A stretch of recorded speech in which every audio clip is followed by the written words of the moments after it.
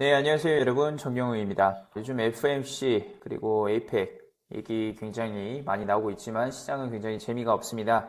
국내 증시 외에는 상당한 보합 그리고 조정 장세를 겪고 있는데 이 시장이 좀처럼 움직이지 않으니까 뉴스도 굉장히 시들시들합니다.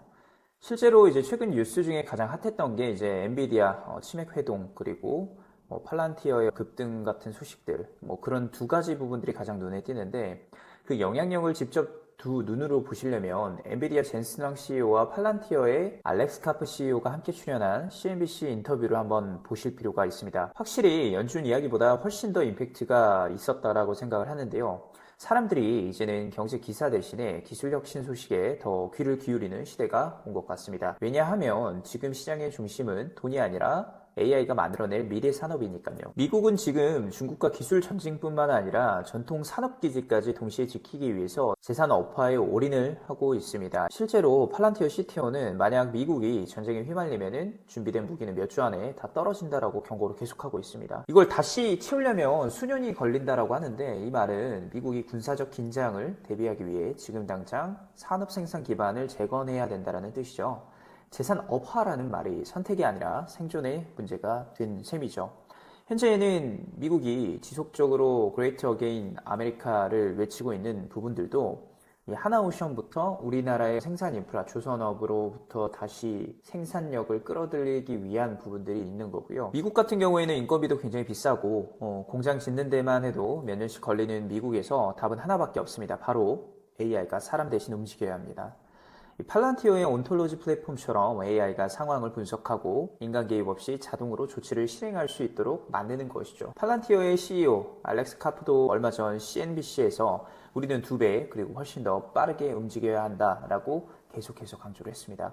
예를 들어서 사람이 없어도 AI가 공장 라인을 최적화하고 생산 계획까지 짠다면 어떨까요? 그래서 지금 미국은 엔비디아의 GPU 같은 가속 칩을 확보해서 AI 연구와 공장 자동화를 극대화하고 있습니다. 자, 이번 FOMC 이야기를 한번 해볼까요? 언론에서는 금리 인하 12월부터 양적 긴축 중단, 12월 금리 인하는 불확실하다라는 소식만 떠들고 있습니다. 정말 중요한 것은 위에 세 가지 요소들이 아닙니다. 진짜 중요한 것은 따로 있거든요. 바로 회의록에서 나온 표현이었죠. 연준 내부 의견이 완전 갈렸다라는 뜻입니다.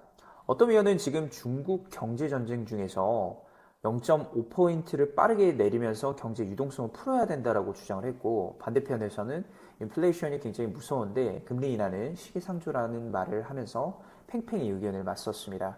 평소 합의에 가까웠던 연준이 이렇게 갈린 건 드문 일이거든요. 그만큼 미국 경제가 굉장히 양극화되어 있다는 신호겠죠.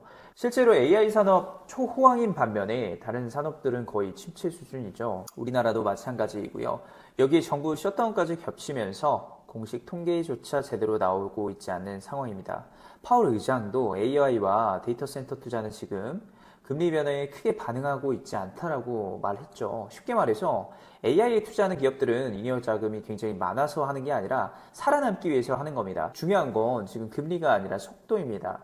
누가 더 빠르게 AI를 도입하고 산업화를 이뤄내느냐, 이것이 지금 핵심 경쟁 포인트라는 겁니다. 이번 에이펙도 마찬가지고요. 역사 속으로 시선을 한번 보게 했습니다.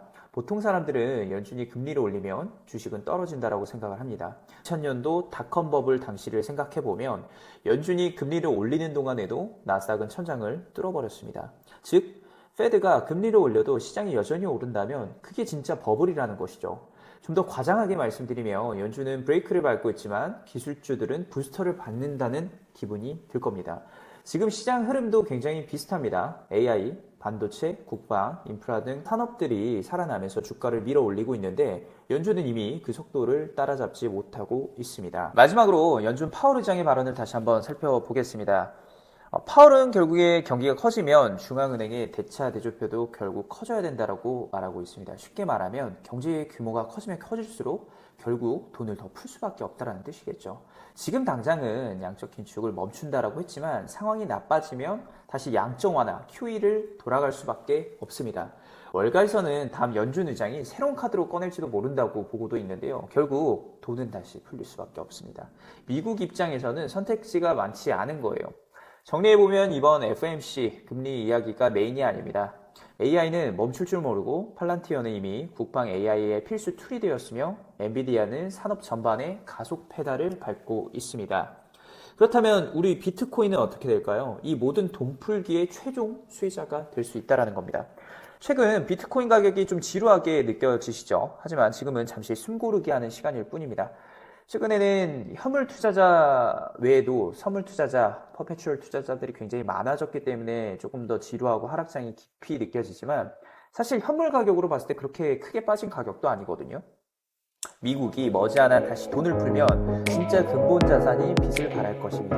여러분, AI, 엔비디아, 팔란티어 그리고 비트코인 이 네 가지 키워드가 앞으로 10년간 세상을 좌지우지할 것입니다. 그리고 마지막으로 기억하십시오. 비트코인은